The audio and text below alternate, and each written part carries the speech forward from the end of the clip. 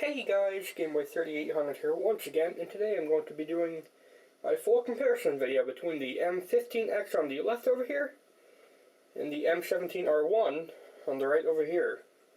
These are two very different machines, but I have done a lot of work for both, done quite a few videos for both, and now I think they're both ready to go.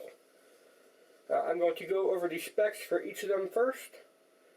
For the M15X on the left, we have it with a Core 2 Extreme dual core at 2.8 gigahertz. This is the X9000 model. It's got 6 megs of cache, I believe, and yeah, 2.8 gigahertz, overclockable, all that good stuff. It's got 4 gigabytes of DDR2 memory at 667 megahertz. It's got a 500 gig hard drive. And the video card is the most interesting thing about this unit. This is a Quadro FX 3700M flashed to be a 9800M GT. The M15X could come with a 9800M GT, but they're very hard to come by, so I just flashed the 3700M to it. And because it is a 3700M, it has the same power as a GTX 280M. So, I guess that's pretty good. And the M17R1 on the right has a Core 2 Extreme quad-core processor with 12 megabytes of cache. It also has 4 gigs of RAM, but it is in DDR3, 1066 megahertz, I believe. It's got a solid-state drive for the boot drive, but all the games are loaded onto the hard drive that I have in it. For the video cards, it's got dual ATI Radeon 3870s in Crossfire mode.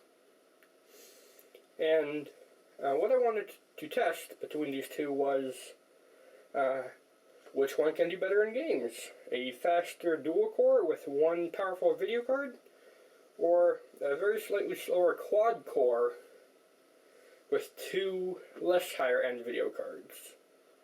We're going to find out. I have already gone through all the benchmarks and I've got the results, so I'm going to go ahead and tell you. The 5 games I tested were Borderlands 1 and 2. We have Bioshock 1. We also have The Forest and BeamNG.Drive. So some of those are newer, some of those are older. And we have some pretty drastic results with no clear winner in a couple of those. For Borderlands 1, the M17R1 on the right got a 44.7. And that's pretty good. It was nice and smooth. No frame drops or anything. Nice and smooth. The M15X had an average of 55.8. Now that is more than 10 frames higher, but it did have a few moments of stutter. But overall, it was the better player. In Borderlands 2, the M17R1 had a horrible 22.3. By the way, for Borderlands 1, as I got to mention, it's running at 1280 by 800 at the high settings, and for Borderlands 2, it's running at 1280 by 800 on medium settings. So, if you want to do this test yourself, that's what I'm doing. Yeah, the M17 getting a 22.3 for average was not fun to play. It had tons of stutters and frame drops. It just was not fun to play. And the M15X had a very playable 29.9, 30 frames, just about. No drop frames, it was easy to play.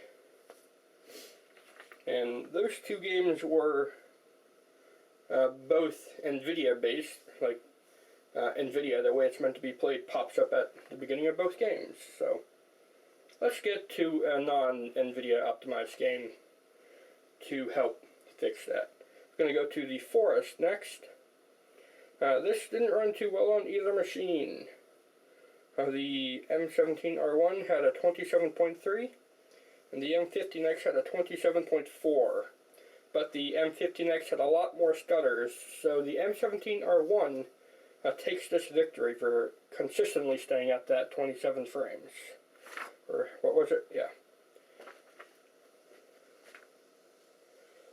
And next we're going to go to Bioshock 1. This game was able to be played at the full resolution of 1920 by 1200 at ultra settings, and the M17R1 had a dedicated crossfire profile, but it still only got 44.7 frames per second, while the M15X got 64.2. So the M15X continues its dominance here.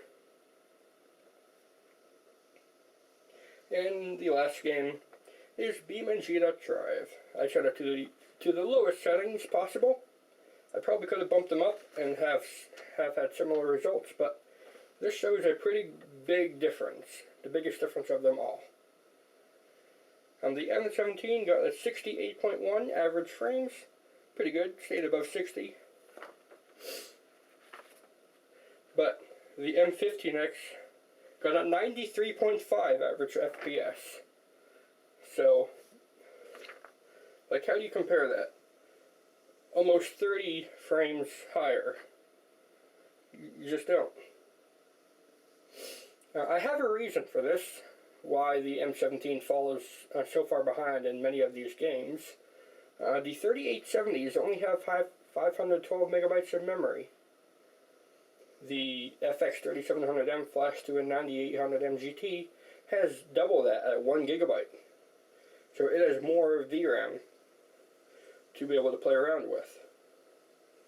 Therefore, it doesn't need to dump some game textures or anything like that to the hard drive or to the memory. So that's why I think it wins. If you're wondering what test I did, in Borderlands 1, I just went through the arid hills from the start all the way up to Sludge's safe house, killing everything I saw. In Borderlands 2, I went from the beginning of Thousand Cuts all the way up to the bunker, killing everything I saw. In Bioshock 1, I started from the beginning of the intro cutscene to when you first get the gun, the pistol. In the forest, I survived for one whole day in each game. I went through the forest, the very densest parts, and I settled down and made my little hut home thing in the same spot in each game. And then in Drive, I took a Formula 1 car, drove it to the outer ring from spawn, and then did one lap around. One lap around the ring, and then I proceeded to jump the car off the cliff, or off the edge of the ring. And that is what I did for my testing. So as you can see, even with only 2 cores, the fact that it's got the better video card, or the more VRAM, I guess that's what put it ahead.